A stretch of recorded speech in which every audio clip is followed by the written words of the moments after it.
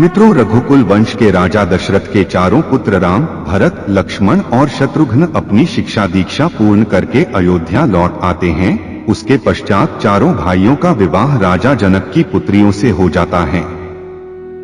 तब राजा दशरथ अपने सबसे बड़े पुत्र राम को राजा बनाने का निर्णय लेते हैं। नमस्कार मित्रों, स्वागत है आप सभी का हमारे YouTube चैनल सत्यार्थी पर।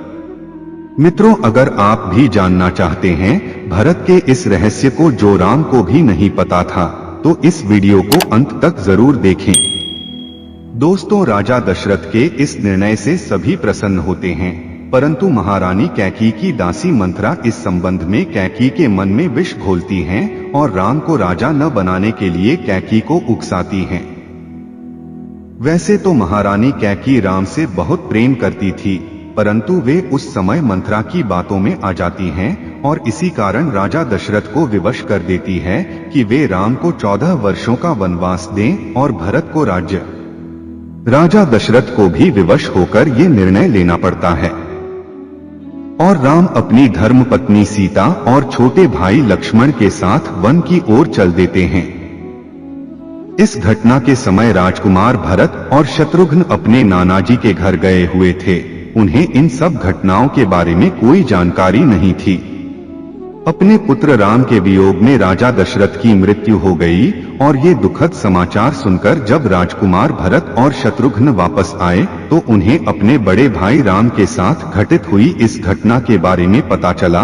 उनके ऊपर मानो दुखों का पहाड़ ही टूट पड़ा हो, क्योंकि एक ओर पिता की अकस्मात मृत्यु हो गई तो दूसरी ओर जहां ये आशा थी कि पिता की मृत्यु के बाद पिता समान बड़े भाई राम की छत्रछाया में रहने की शांति भी उनसे छिन चुकी थी।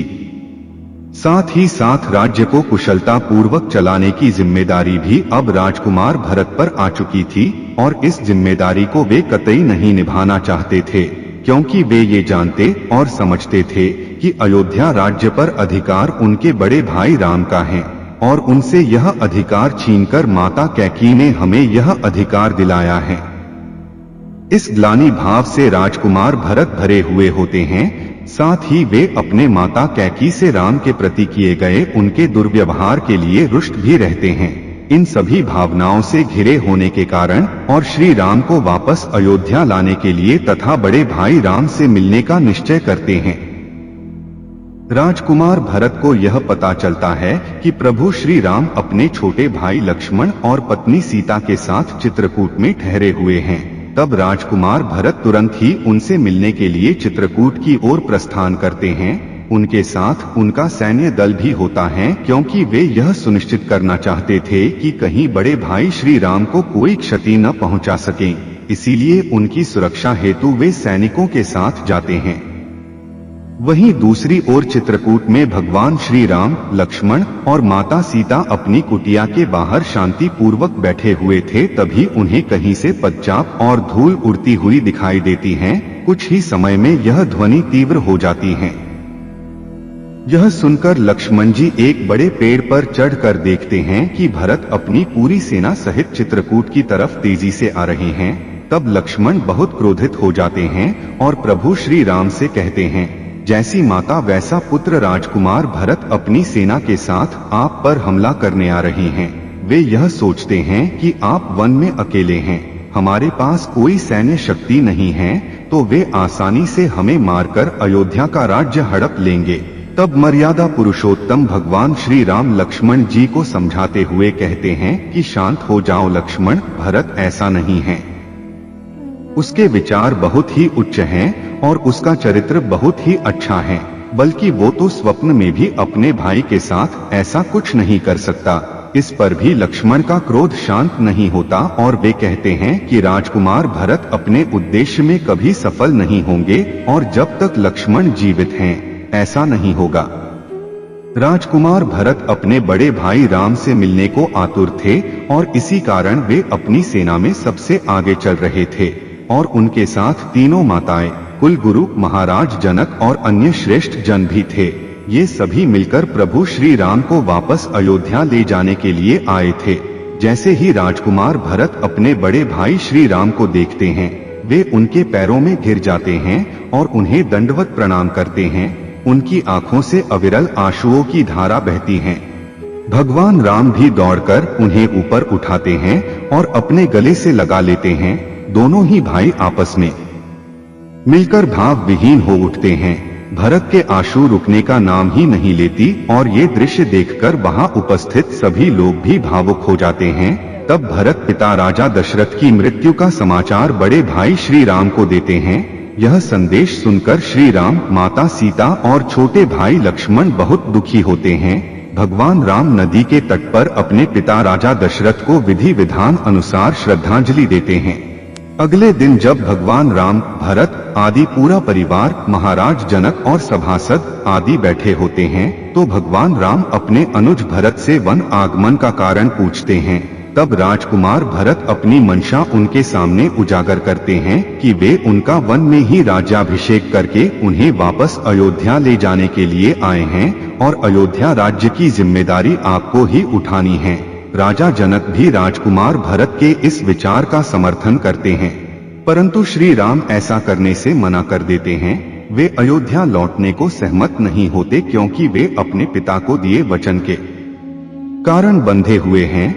राजकुमार भरत, माताएं और अन्य सभी लोग भगवान राम को इसके लिए मनाते हैं, परंतु वचनबद्ध होने के कारण श्री राम ऐसा करने से मना कर देते हैं।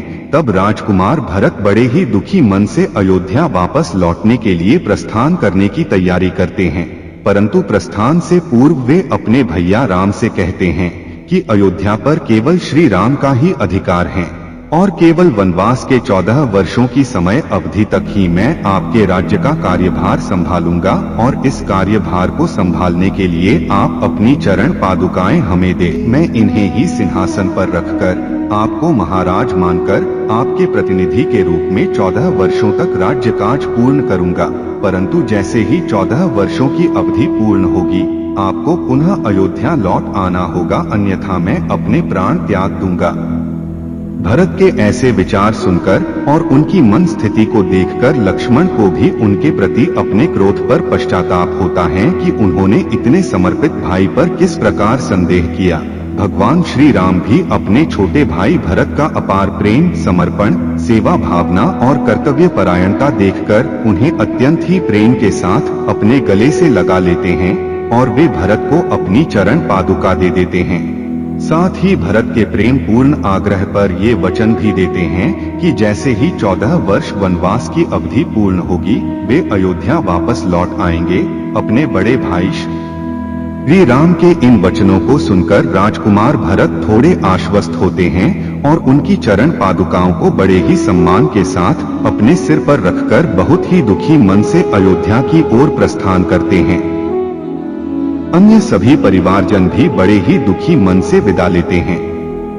जब भरत अपने राज्य अयोध्या लौटते हैं तो प्रभु श्री राम की चरण पादुकाओं को राज्य के सिंहासन पर सुशोभित करते हैं और वे स्वयं अपने बड़े भाई श्री राम की ही तरह सन्यासी वस्त्र धारण करके उन्हीं की तरह जीवन यापन करने का निश्चय करते हैं। वे अयोध्या के पास स्थित नंदीग्राम में एक साधारण सी कुटिया में रहते हैं और यहीं से प्रभु श्री राम के प्रतिनिधि के रूप में राज्य संभालते हैं और अपने भाई श्री राम के राज्य की रक्षा करते हैं। तो मित्रों, आज के लिए बस इतना ही। फिर मुलाकात होगी एक नए और ताजा एपिसोड में। तब तक के लिए नमस्कार।